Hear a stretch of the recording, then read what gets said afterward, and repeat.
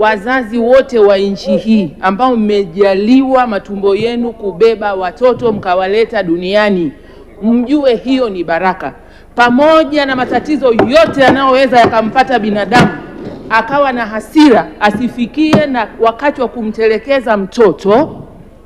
Ustawi wa jamii, tunapokea watoto wote ambao wanaonekana wana mazingira magumu kwenye kipindi fulani, kisha tunawatunza wasiende mtaani.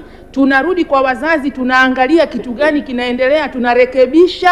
Wakipatana waje wamchukue mtoto wao, kwa sababu bila hivyo akiingia mtaani kwenda kumchukua ni gharama, lakini gharama kubwa anakuwa ameshabadilishwa akili yake na madhira mengi ameshampata. Hivyo niombe kupitia swali hili na majibu mazuri ya naibu waziri, wazazi, shida zote zikiwapata mkavurugana, mtoto ni wa thamani kama dhahabu. Kama dhahabu usingeweza ukaiacha mtaani kisa umegombana na mume wako na mke wako, ungeiweka mahala salama ukijua itakusaidia. Tuletee hiyo dhahabu ya mtoto, tumweke mahala salama, akili zikiwarejea mtachukua thamani yenu muendelee nayo.